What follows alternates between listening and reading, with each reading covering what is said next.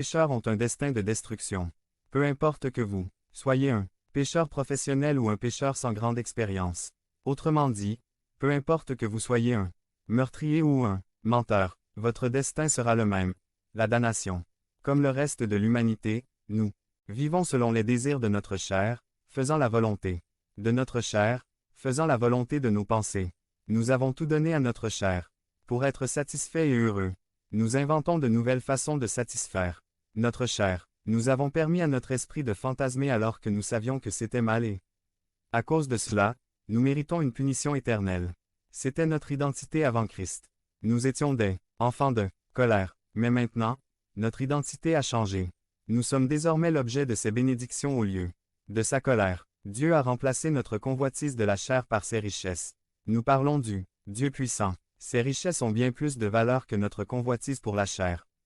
Il sait quel était le but de notre chair dans son état parfait. Il faut donc lui faire confiance, qui va nous donner ce qui est bon et bénéfique pour notre chair. Il nous a donné sa grâce au lieu des désirs de notre chair. J'avais fait des choses très stupides dans ma vie, à cause de ma soif de satisfaction personnelle. Ces choses que j'ai faites méritaient la mort et le châtiment. Cependant, Dieu a remplacé tout cela par sa grâce. Il a pris un esprit corruptible et l'a transformé selon sa grande bonté. Et maintenant, je suis changé de l'intérieur. Nous étions enfants de colère comme le reste du monde, mais maintenant nous sommes enfants de Dieu comme Christ.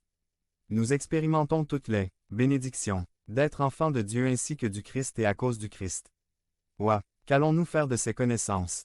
Comment cette incroyable transformation nous change-t-elle? Qu'allons-nous faire de notre nouvelle identité? Qu'allons-nous faire à la place de notre désir de chair et de notre esprit? Écoutez le verset 10 de notre texte qui dit « Car nous sommes l'œuvre de Dieu, créée en Jésus-Christ, pour les bonnes œuvres que Dieu a préparées d'avance pour que nous les fassions. » 10. Chrétiens, c'est ce que nous sommes. Maintenant fais-le. Si vous ne connaissez pas Christ comme votre Seigneur et Sauveur, la solution pour vous est de quitter votre destinée maudite et d'expérimenter les bénédictions qui sont en Christ. La semaine dernière, nous avons parlé de notre identité et de la façon dont nous sommes bénis. Si vous ne connaissez pas Christ, vous pouvez le connaître et être béni par cette relation. Chrétien, ta demande ce matin est d'accepter sa bonté et d'expérimenter les nouvelles œuvres qu'il a pour toi. Acceptez sa grâce. Acceptez le fait que vous recevez de nombreuses bénédictions et que Dieu ne vous punira pas de temps en temps pour expérimenter les bonnes œuvres qu'il a pour vous. Cela n'a pas besoin d'être contrôlé par votre chair ou votre esprit. Permettez à Dieu de transformer tout cela afin que vous puissiez profiter des bonnes œuvres que Dieu a pour vous.